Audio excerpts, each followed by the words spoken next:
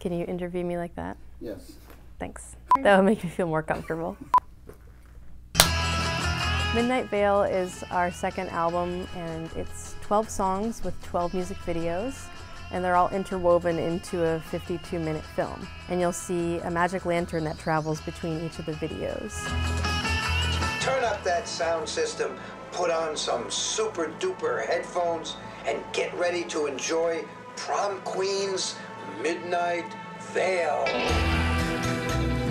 I started singing when I was about 3 years old, and I really got into impersonating all my favorite singers. Susanna Hoff from the Bangles.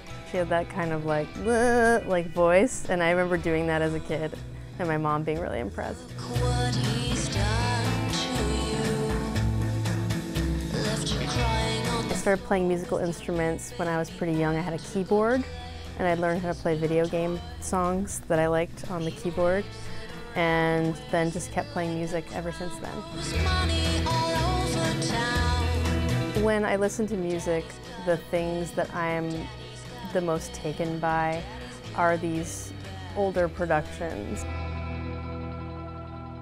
Prom Queen really hit me with kind of this 60s vibe, very nostalgic, sort of lo-fi setting.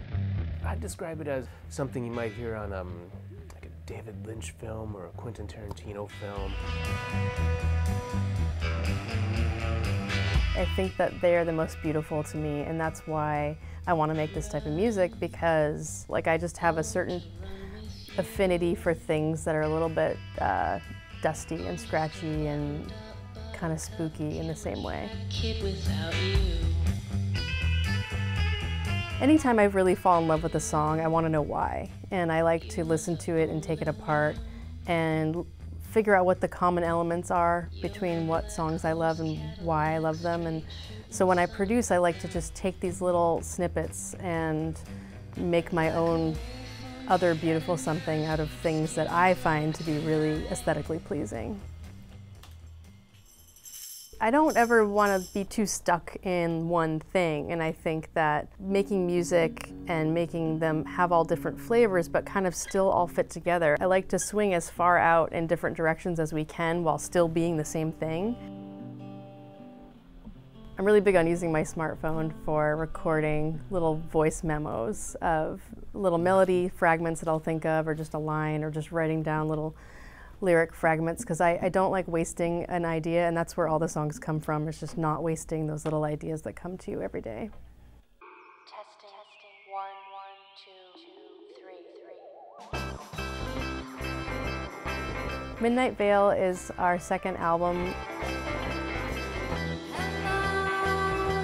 I pretty much made all the songs at home with my computer, including my vocals, and then I would come into the studio here, and Tom would lay in his drums and Jason would put his guitar in, and then Tom mixed the whole thing here. She came to me with this album.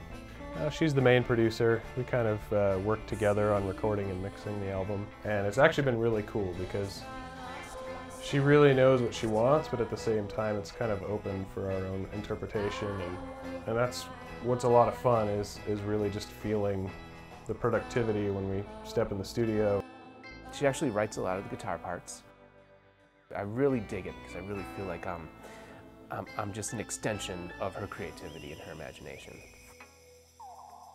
I really wanted to make something that I wish that I could find somewhere, and I just had this vision of finding this crazy, weird, kind of colorful album with all these videos and just like stumbling upon it and how happy I would be. We were very lucky to have the best of the best burlesque performers from Seattle be in this film. Lily Verlaine and Waxy Moon, the Atomic Bombshells, the Heavenly Spies, Fuchsia Fox. We got to shoot at a lot of our favorite places in Seattle: Vito's, Fred Wildlife Refuge, the Can, Pretty Parlor, as well as some iconic Seattle locations like the Space Needle, the Museum of Flight, Seattle Center, and Snoqualmie Falls. So Seattleites will definitely see a lot of things they recognize, and maybe people too when they watch it. Music just kind of runs very deep in me. and I just can't imagine my life without it.